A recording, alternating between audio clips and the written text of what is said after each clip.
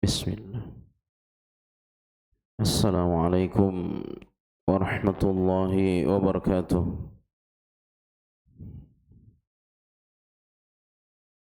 Alhamdulillahi rabbil alamin. Wassalatu wassalamu ala nabiyyina Muhammadin wa ala alihi wa ashabihi ajma'in, amma ba'du. Qauluhu ta'ala, a'udzu billahi minasy syaithanir rajim. Bismillahirrahmanirrahim. يا أيها الذين آمنوا اتقوا الله حق تقاته ولا تموتن إلا وأنتم مسلمون. يا أيها الذين آمنوا اتقوا الله وقولوا قولا سديدا يصلح لكم أعمالكم ويغفر لكم ذنوبكم ومن يطع الله ورسوله فقد فاز فوزا عظيما. Ayyuhal hadirun, jamaah yang Allah muliakan, alhamdulillah kita bersyukur kepada Allah Subhanahu wa taala. Pada pagi hari ini kita kembali melanjutkan pembacaan kitab Minhajul Muslim, masih dalam pembahasan akhlaq ar-radhilah atau akhlaq al-madhmumah, akhlak yang tercela. Dan kita berlindung kepada Allah Subhanahu wa taala dari akhlak yang tercela ini. Setelah kita meminta agar dianugerahi akhlak yang bagus, akhlak yang baik, kemudian kita berlindung. Nabi berdoa kepada Allah Subhanahu wa taala, Allahumma hdi li ahsanil akhlaqi fa innahu la yahdi li ahsaniha illa anta wasrif anni sayyi'aha fa innahu la yasrifu anni sayyi'aha illa anta. Ya Allah, tunjuki aku kepada bagusnya akhlak. Fa innahu la yahdi li ahsaniha, sesungguhnya tidak ada yang bisa menunjukkan aku kepada akhlak yang bagus illa anta, kecuali engkau. Wasrif anni, palingkan dariku, wasrif anni sayyi'aha, palingkan dariku sayyi'aha, buruknya akhlak. Fa innahu la yasrifu anni sayyi'aha illa anta, dan sesungguhnya tidak ada yang bisa memalingkan dariku terhadap buruknya akhlak illa anta, kecuali engkau. Jadi akhlak yang bagus, selain dia diupayakan, tentu dia juga adalah anugerah dari Allah Subhanahu wa taala. Ya. Isar, tawadhu. Ya. Ini harus terus dibiasakan sehingga orang mendahulukan yang lainnya dalam urusan dunia.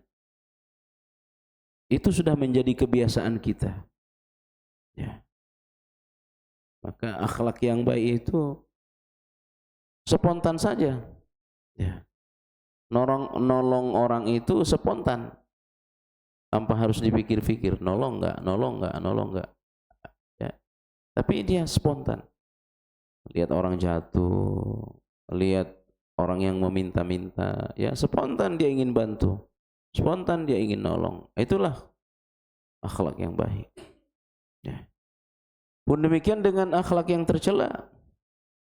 Selain kita menjaga diri darinya, ya, menjauhkan diri darinya, dia juga merupakan ya anugerah, pemberian dari Allah, yang Allah menjaga kita, Allah menjauhkan kita dari akhlak yang tercela tersebut.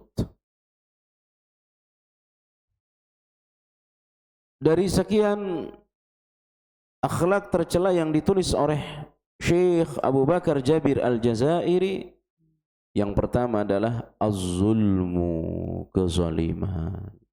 Ya, az-zulmu, yakni kezaliman. Seperti yang sudah kita sampaikan, zalim secara bahasa artinya gelap. Ya, gelap. Dia merupakan diddul adli. Ya. Zalim itu adalah diddul adli, lawan dari adil. Apa itu adil? Adil adalah wad'u syai'in fi mahallih. Adil meletakkan sesuatu pada tempatnya. Itu yang disebut dengan adil. Bukan sama.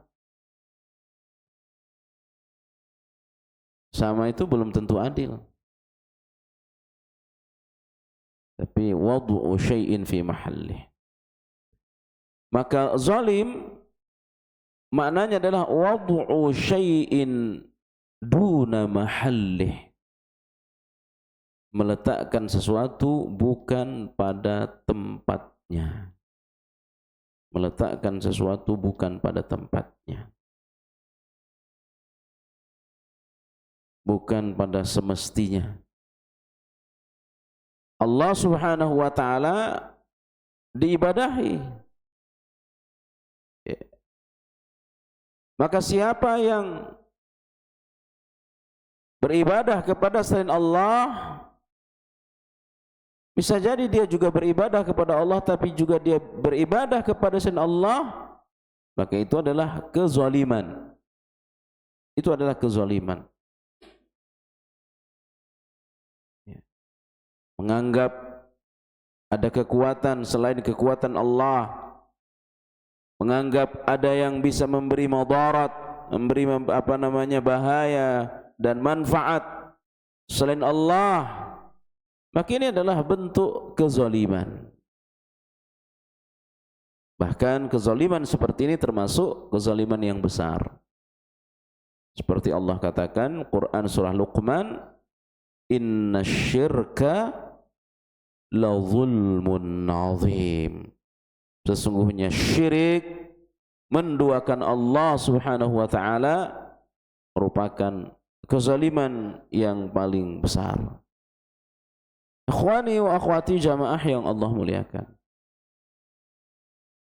seorang muslim tidak boleh berbuat zalim dan tidak boleh dizalimi. Ya. Ini prinsip pada diri setiap orang.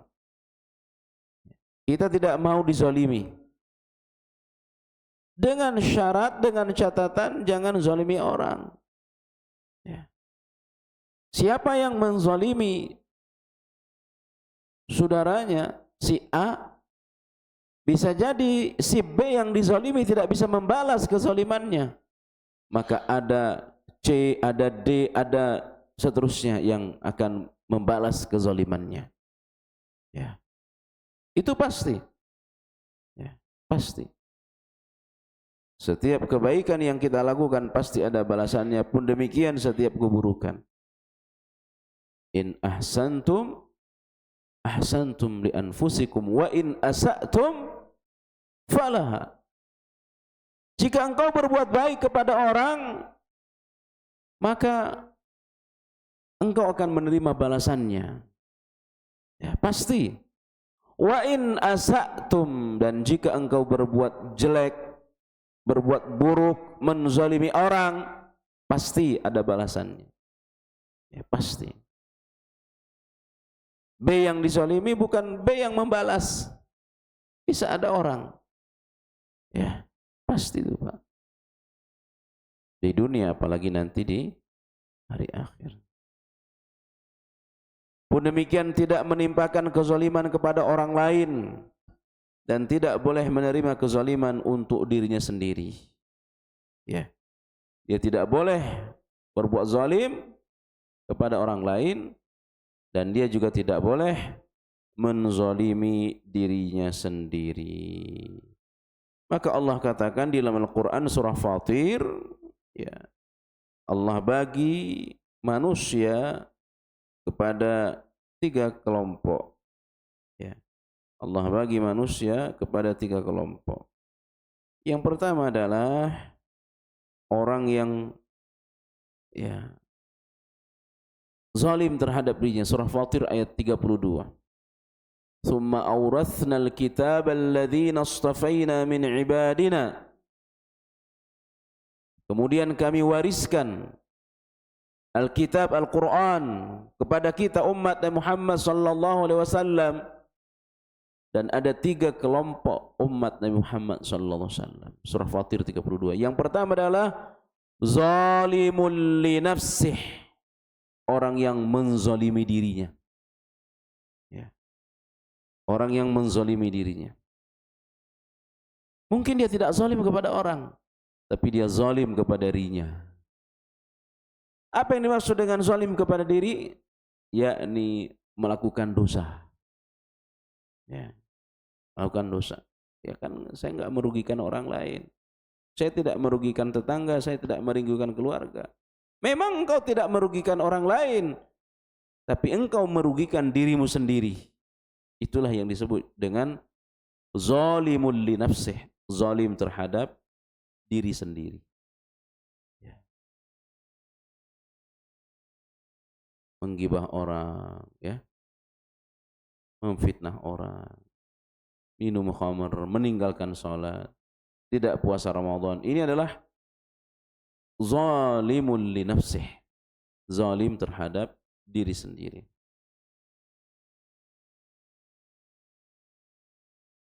Allah juga sebutkan pada surah Al-Baqarah 279, la tazlimuna wa la tuzlamun. La tazlimun, kamu tidak berbuat zalim, wala tuzlamun, dan kamu tidak akan dizalimi. Ya.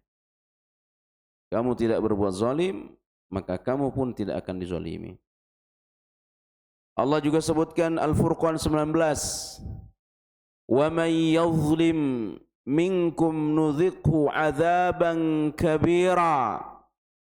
Siapa di antara kamu yang berbuat zalim, niscaya kami timpakan kepadanya rasa azab yang besar. Allah berfirman, ya ibadi inni haramtu zulma, wahai hambaku, aku haramkan kezaliman kepada diriku. Allah haramkan kezaliman pada dirinya. Maka Allah itu Rahman dan adil, penyayang dan adil. Penyayangnya Allah nanti puncaknya di hari akhir. Satu kebaikan yang kita kerjakan di dunia dibalas 10, bahkan lebih. Ya, itu kasih sayang Allah. Di antara lagi bentuk kasih sayang Allah, orang baru berniat melakukan kebaikan sudah dicatat pahala. Baru berniat. Lawannya adil.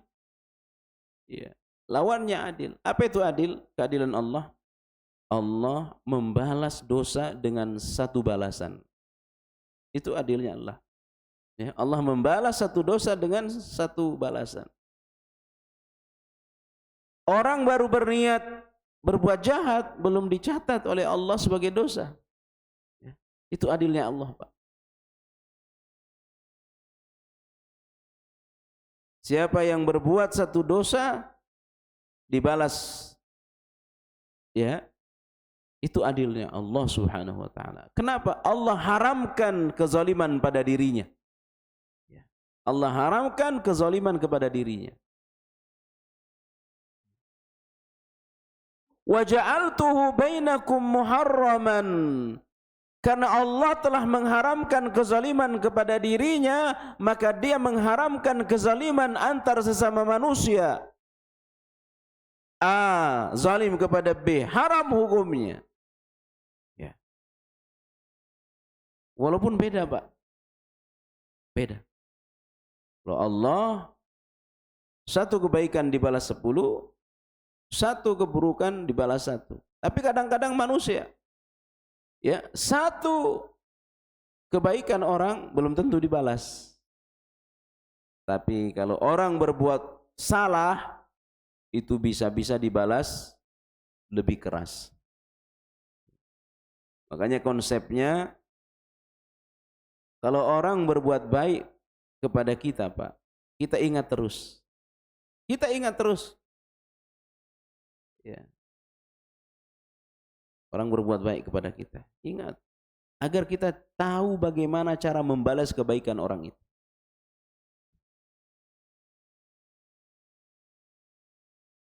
Agar kita tahu bagaimana kita membalas kebaikan orang. Tapi kalau orang zalim kepada kita, jahat kepada kita, udah lupakan saja. Ya. Maafkan. Maafkan. Seolah-olah dia tidak pernah berbuat jahat kepada kita. Agar apa, Pak? Agar kita tidak berpikir bagaimana membalas kejahatannya. Tapi kalau kezaliman orang selalu diingat, kejahatan orang selalu diingat, ya, hari ini tidak dibalas, bisa jadi bulan depan berpikir untuk membalas. Ya. Jadi kebaikan kita kepada orang, lupakan. Kalau kita berbuat baik kepada orang, lupakan saja. Seolah-olah kita tidak pernah berbuat baik kepada orang itu. Agar apa? Agar kita tidak mengungkitnya. Ya, agar kita tidak mengungkitnya. Tapi kalau kita berbuat salah kepada orang lain, ingat terus. Agar apa? Agar kita berpikir bagaimana menutup kesalahanku kepada orang dengan berbuat baik kepadanya. Ya.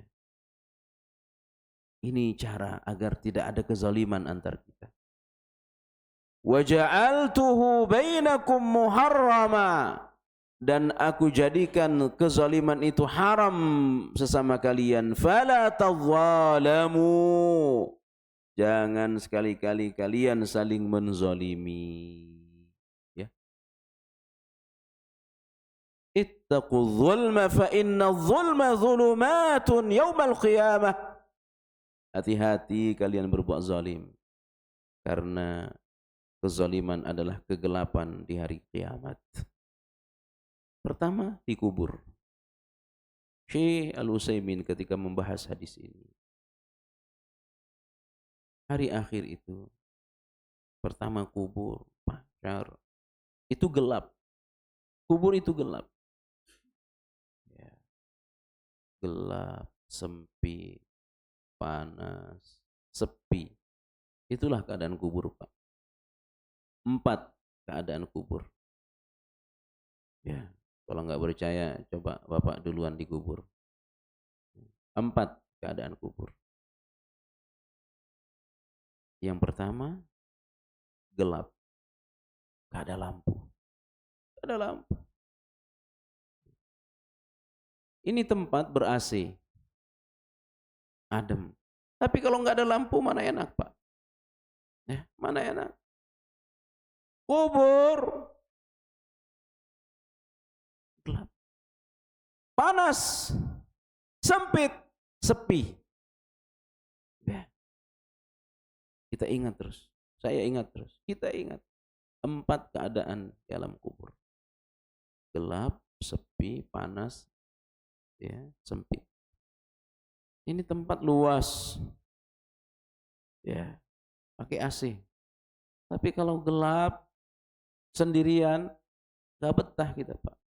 Ya mendingan di luar. Ya, mendingan di luar, gak pakai AC. Jadi sifat hari akhir itu, kata Syekh Utsaimin, gelap. Baru dia menjadi terang dengan kebaikan kita. Ya. Yang menentukan terangnya kuburan kita adalah kebaikan yang kita lakukan. Pun demikian kata beliau,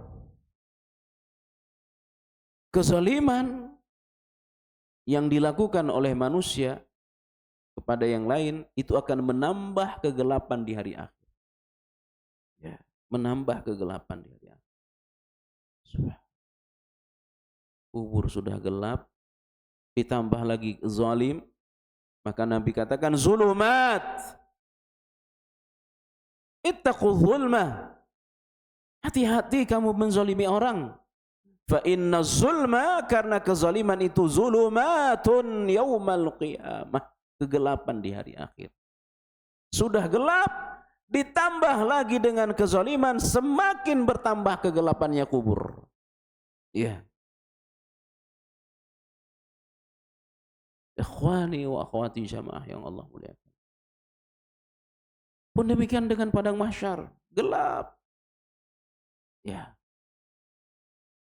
Maka Bapak Ibu yang Allah muliakan, apa yang dilakukan oleh orang munafik di padang mahsyar, terutama saat akan menyeberang sirat? Allah sebutkan dalam Al-Quran surah Al-Hadid. Ya, surah Al-Hadid. Allah katakan,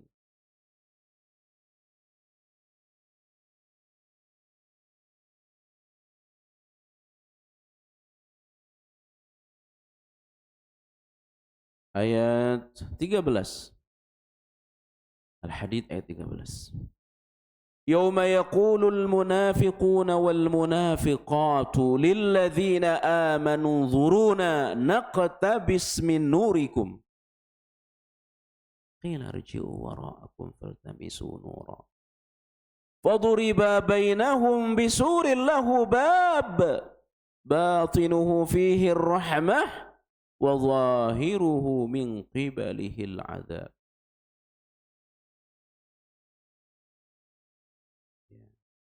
Manusia saat akan menyeberang sirat,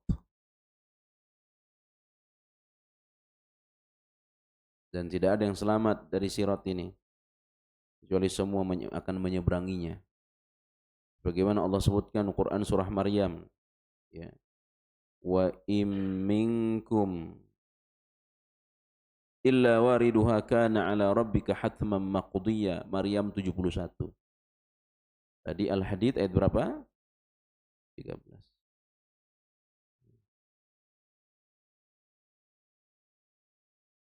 Di padang mahsyar, manusia kesusahan.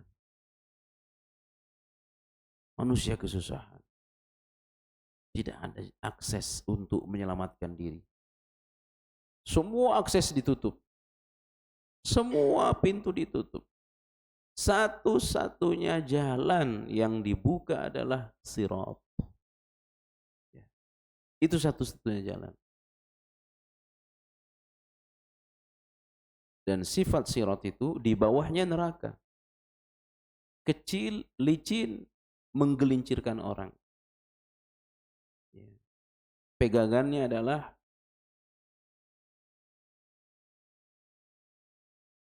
apa namanya ini?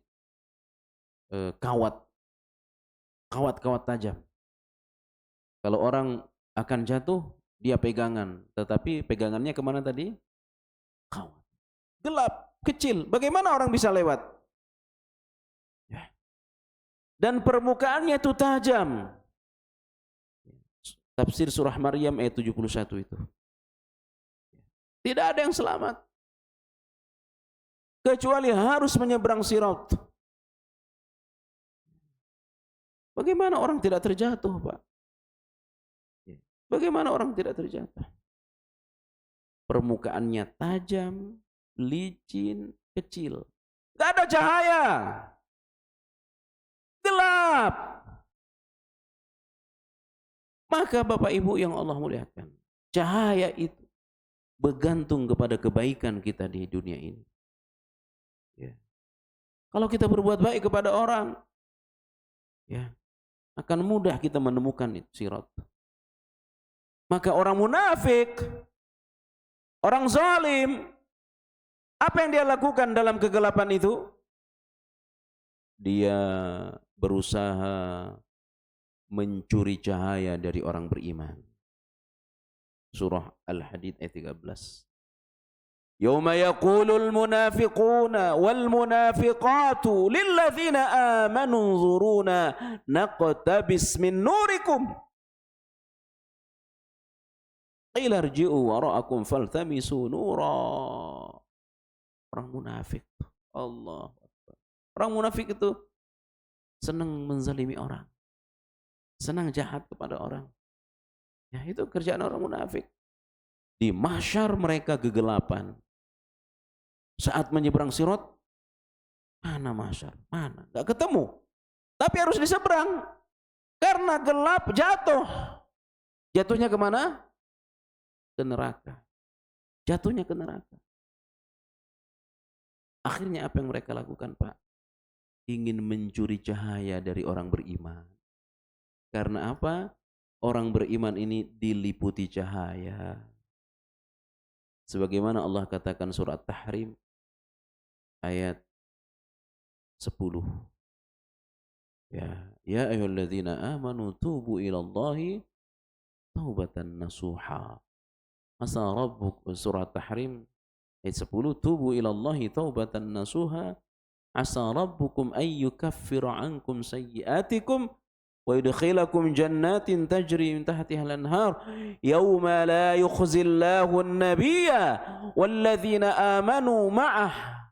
Hari itu di padang mahsyar Allah Subhanahu wa taala tidak akan menyia-nyiakan nabinya, tidak akan menghinakan kekasihnya orang beriman. Ya. Yauma la yukhzillahu an-nabiyya walladzina amanu ma'ah nuruhum yas'a baina aydihim wa bi aymanihim. Subhanallah.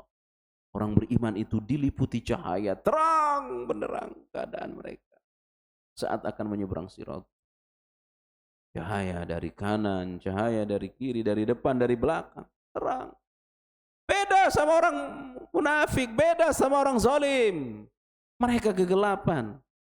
Ya, kegelapan. Maka Nabi katakan, ittaquz zulma. Hati-hati kalian zalimi orang. Karena kezaliman itu membuat kalian apa? Gelap di hari akhir. Ya. Jadi sifat hari akhir itu gelap. Baru dia bercahaya dengan apa? Dengan kebaikan yang kita lakukan di dunia. Man zalama qida shibrin minal ardi tuqahu min sab'i ardin. Siapa yang menzalimi saudaranya dengan apa? Dia ambil tanah saudaranya meskipun hanya 1 jengkal. Ya. Maka Allah akan siksa dia di hari akhir dengan Allah tindihkan ke badannya 7 lapis bumi. Ya, badannya akan ditindih dengan apa? 7 lapis bumi. Padahal yang diambil berapa? Hanya 1 jengkal. Perhatikan. Ya. Perhatikan wahai saudaraku, wahai diriku, kita semua. Hati-hati kita. Ya, terhadap kezaliman ini. Itu 1 jengkal. Berapa nilai 1 jengkal? Ya, semahal-mahalnya di Jakarta, ya, nggak ada juga yang mau 1 jengkal. Buat apa 1 jengkal? Ya, 1 jengkal kali 10, buat apa? Ya, motor juga nggak masuk. Ya, motor nggak masuk. Paling buat saluran air. Tapi kalau ada orang yang mengambil tanah saudaranya, meskipun hanya berukuran 1 jengkal, Allah akan siksa dia dengan 7 lapis bumi, ditimpuk ke badannya di hari akhir. Bagaimana kalau yang diambil 1 perumahan? Bagaimana kalau yang diambil sawah? Bagaimana kalau yang diambil ya kebun dan seterusnya dan seterusnya? Ya. Akhwani wa akhwati jamaah yang Allah.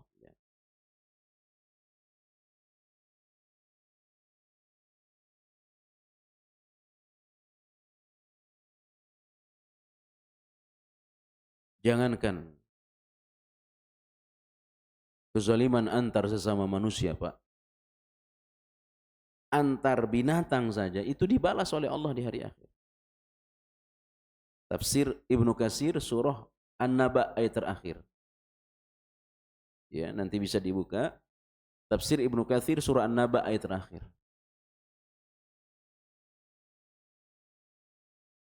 Jadi manusia semua dikumpulkan di padang mahsyar bersama seluruh binatang.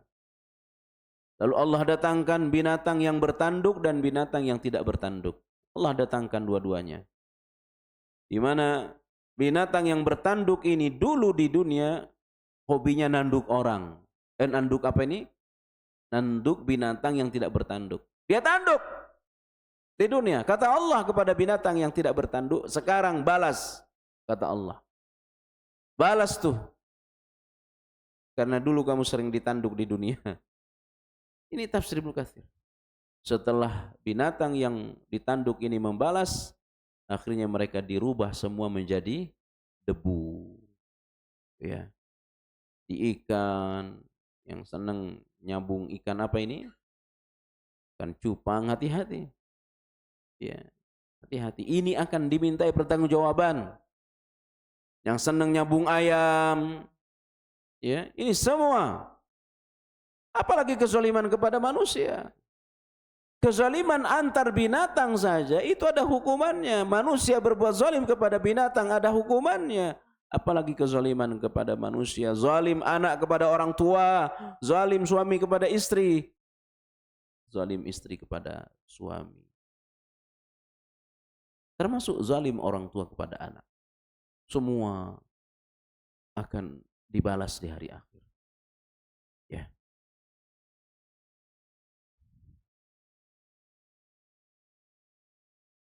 Rasul juga bersabda, sesungguhnya Allah memberi tempo waktu kepada orang yang zalim. Sehingga jika dia telah menyiksanya, maka dia tidak akan melepaskannya. Ya. Kalau ada orang berbuat zalim di dunia ini, ya, kemudian dibalas oleh Allah, dia senang, bersyukur pada Allah Subhanahu wa taala. Sebab apa, Pak? Kadang-kadang ada orang, Pak, ya. Kadang-kadang ada orang. Nanti bisa dibuka dalam tafsir Ibnu Katsir bab zalim, dalam kitab Riyadhus Shalihin bab haramnya zalim. Kadang-kadang ada orang berbuat zalim, enak-enak saja hidupnya. Ya. Dia zalim, dagangannya terus naik, usahanya terus naik. Padahal dia pelaku zalim kepada pedagang kecil, pada orang. Hati-hati. Ini Allah sedang membiarkan dia. Ya. Allah sedang membiarkan dia. Sebagaimana Allah sebutkan di Quran surah Ibrahim. Ya. وَلَا تَحْسَبَنَّ اللَّهَ غَافِلًا عَمَّا يَعْمَلُ الظَّالِمُونَ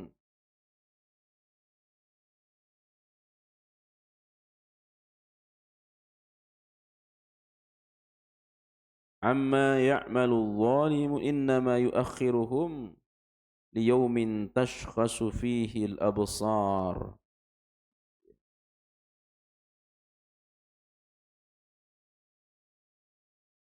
Surah Ibrahim ayat 42. Ya, perhatikan. Nanti dibuka surah Ibrahim 42, bukan di rumah tafsir Mukatsir.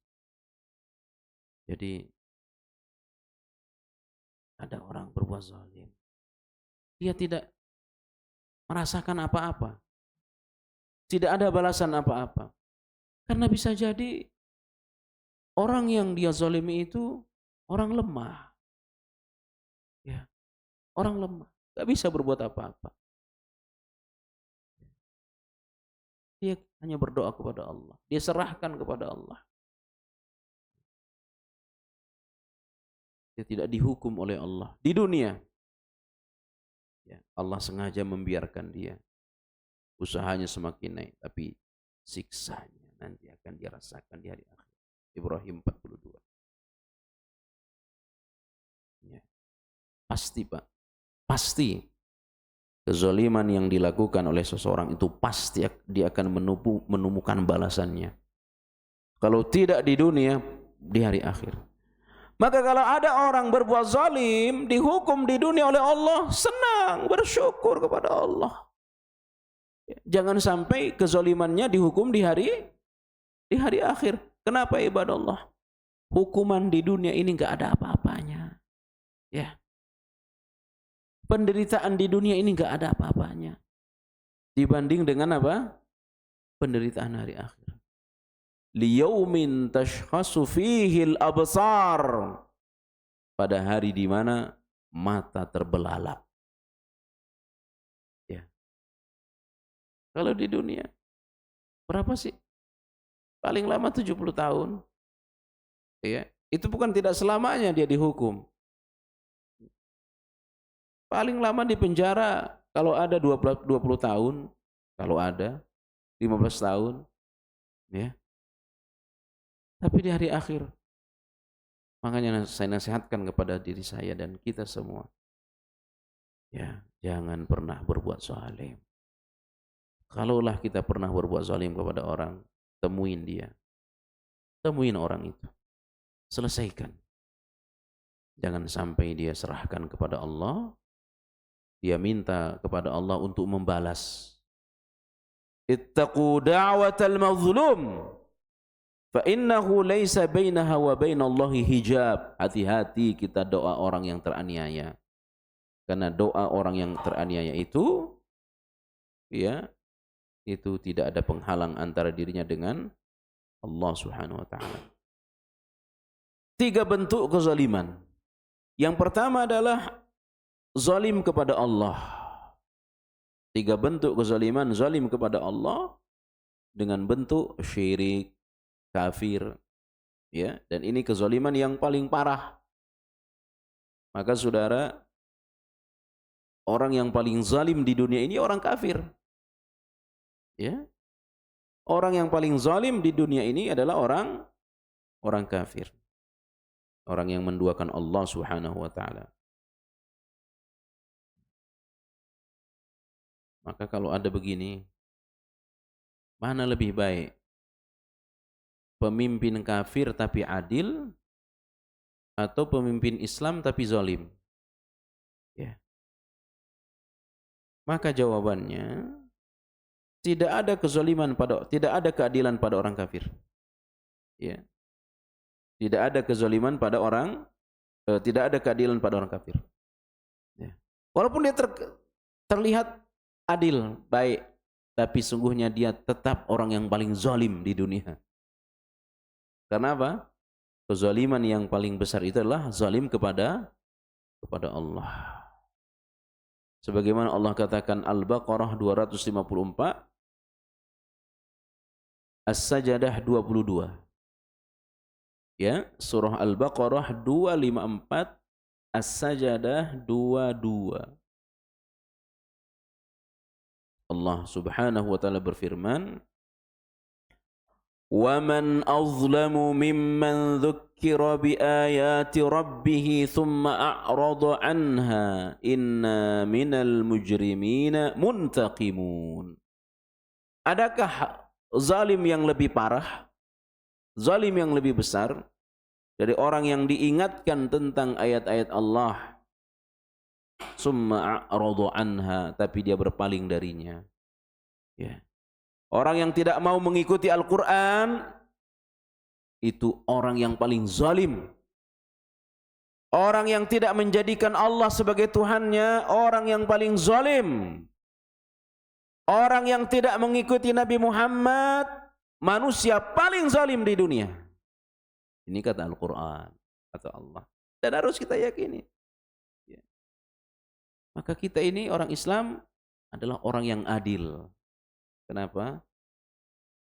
Karena kita menjadikan Tuhan sebagai Allah kita. Kita menjadikan Muhammad sebagai Nabi kita. Dan kita menjadikan Islam sebagai agama kita. Di luar Islam, zalim. Ya. Ini yang pertama. Yang kedua, bentuk kezaliman yang kedua, kezaliman hamba kepada makhluk Allah yang lain, ya. Kepada kezaliman hamba kepada makhluk yang lain. Yang tadi saya sebutkan, zalim kepada manusia, zalim kepada binatang, zalim kepada lingkungan, ya, itu zalim. Dan orang seperti ini, Pak, kalau pernah melakukannya, selesaikan di dunia. Bahaya. Jika tidak diselesaikan di dunia, akan diselesaikan di hari akhir. Dengan cara apa? Amal solihnya dipindah kepada orang yang dia zalimi. Ya, karena kezalimannya banyak, amal salihnya tidak cukup, maka cara yang kedua adalah dosa orang yang dizalimi dipindah kepada orang yang berbuat zalim. Ya, jadi ini bahaya. Yang capek haji siapa? Yang ngambil pahalanya siapa? Coba. Ya, haji itu capek, lelah. Ya, tidak sedikit yang meninggal orang haji. Yang lelah sholat malam siapa? Yang ngambil pahalanya siapa? Yang capek duduk di majelis ilmu siapa? Pahalanya diambil orang. Ya. Kenapa? Karena dia berbuat zalim. Puasa 13-14 jam nahan lapar, nahan haus. Tapi pahalanya diambil orang. Aduh, rugi sekali. Itu orang yang paling rugi. Ya. Lelah beribadah, pahalanya diambil orang. Karena kezaliman. Ya, itu zalim kepada orang.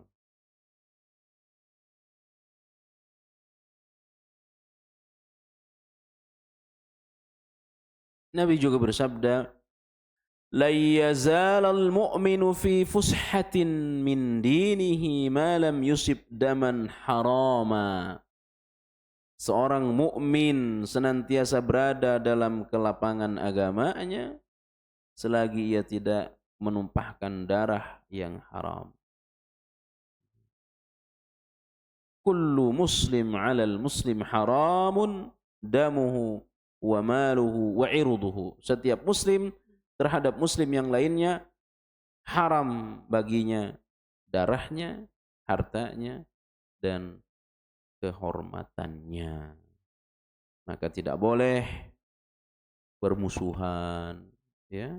Kenapa? Karena itu akan berakibat kepada pembunuhan. Ya. Tidak boleh, ya, mengambil harta orang dengan cara apapun. Ya. Dengan cara tidak boleh. Ya. Yang kerja siapa, yang nikmatin harta siapa. Ya.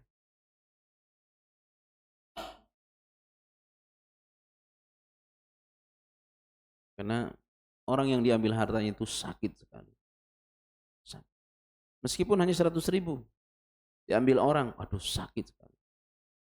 Apalagi zaman sekarang, Pak, ya, ekonomi susah. Tiba-tiba diambil dengan cara dicuri, dengan cara dipinjam tapi tidak dikembalikan. Emang kadang-kadang yang pinjam duit ini ngomongnya manis sekali. Ya. Gak kenal waktu, nelpon. Begitu udah dikasih, bisa-bisa nomor yang punya duit diblokir tuh. Ya. Ditagih, dia yang paling marah. Ya, ngambil harta orang. Meskipun hanya 1 rupiah, tetap ada balasannya di hari akhir. Ya. Apalagi kalau sudah sampai 11 triliun kemarin tuh, Pak, ya.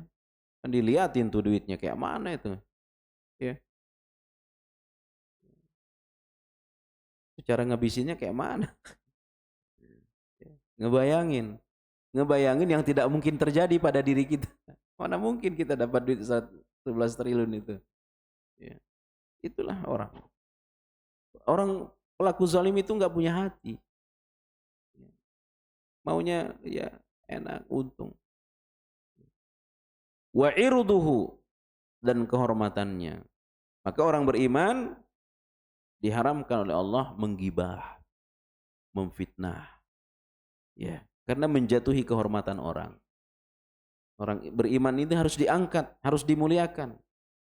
Ya, menjadi rendah dia karena digibah.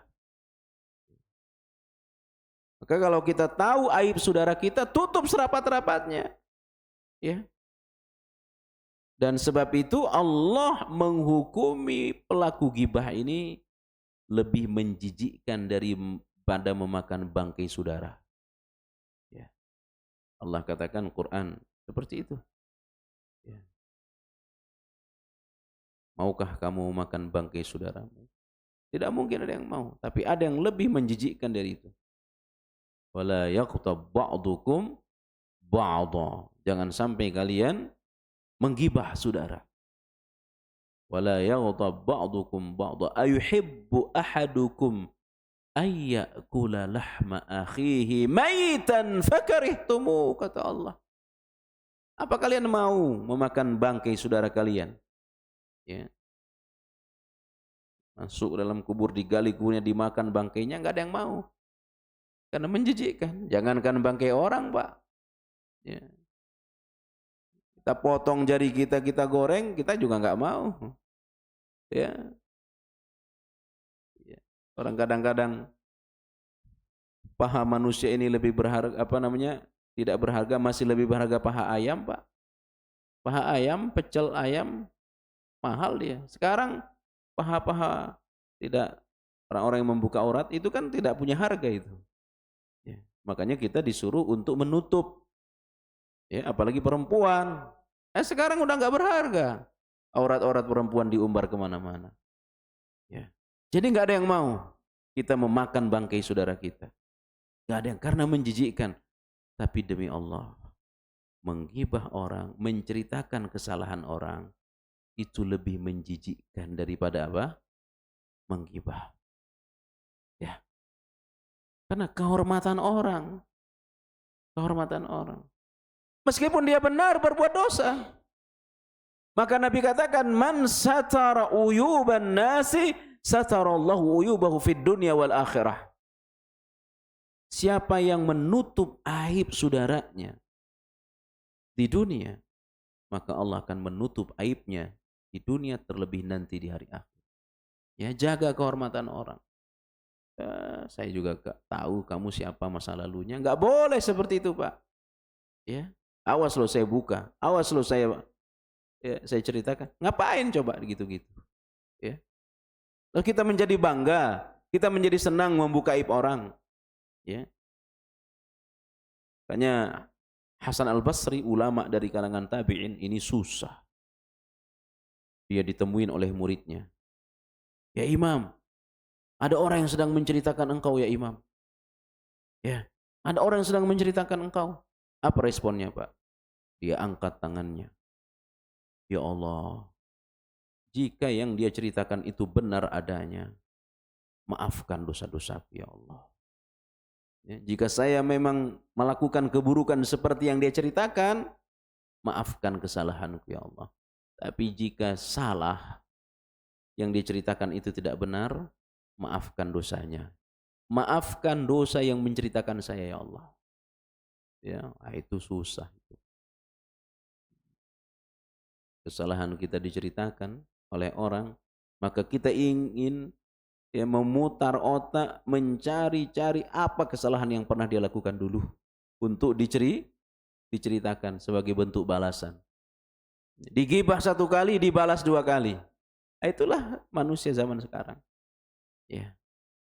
Tahu rasa lo nanti saya buka aib di hadapan orang.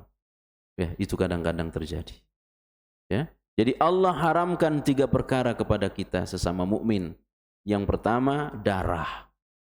Jangan bermusuhan karena bisa berakhir kepada pembunuhan. Allah haramkan harta kepada kita. Ya, makanya tidak boleh mengambil harta orang dengan cara apapun, apalagi harta anak yatim. Ya, siapa yang memakan harta anak yatim, sesungguhnya dia memasukkan api ke dalam perutnya. Ya. Dan yang ketiga, Allah haramkan sesama mukmin irduhu, kehormatannya. tidak boleh menggibah, tidak boleh memfitnah, ya. Kemudian bentuk kezaliman yang ketiga adalah zalim terhadap diri sendiri. Zalim terhadap diri sendiri. Apa itu yang kita sebut tadi dengan berbuat dosa? Sebagaimana juga Allah katakan pada surah Fatir ayat 32 tadi. Wa ma walamuna. Kami tidak akan menzalimi kalian, kata Allah. Walakin kanu anfusahum yazlimun. Tapi kalianlah yang zalim terhadap diri sendiri, ya. Seperti yang tadi saya sebutkan, ya. Dia tidak sholat, dia tidak puasa. Oh, dia itu orang baik. Baik dia itu. Kenapa dia baik? Suka bantu orang, suka nolong orang. Dia nggak bisa ngelihat orang susah, dia tolong. Ya. Tapi kalau dia nggak sholat, sesungguhnya dia bukan orang baik. Ya. Dia nggak puasa, itu bukan orang baik. Ya. Orang baik itu kalau dia menjalin hubungannya kepada Allah secara maksimal dengan sholat, dengan puasa, sholat malam, sholat duha dan seterusnya, ya baru kemudian dia bantu orang, nolong orang, ya. Nah, jangan sampai kita terkesan baik di mata manusia, tapi di mata Allah kita orang yang tidak baik, ya. Maka Bapak Ibu, tidak ada kebaikan bagi orang kafir, tidak ada sama sekali, ya. Sama sekali tidak ada kebaikan pada orang kafir. Kenapa? Karena mereka tidak mentauhidkan Allah, mereka tidak sholat, mereka tidak puasa, mereka tidak haji, ya, padahal mampu. Saya kira ini cukup. InsyaAllah kajian kita bulan depan masuk bab kedua pada akhlak ar-radhilah, yakni hasad, ya, buruknya hasad. Barangkali ada yang ingin ditanya, disilahkan.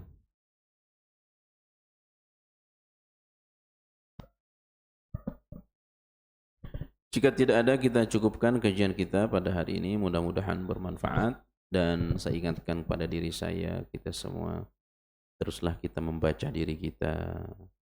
Kalau ada orang yang pernah merasa kita zalimi, ya jangan malu minta maaf. Kemarin saya menulis satu artikel, ya, tulis judulnya itu tanda baiknya seseorang. Tanda baiknya seseorang. Kita ini orang baik apa tidak?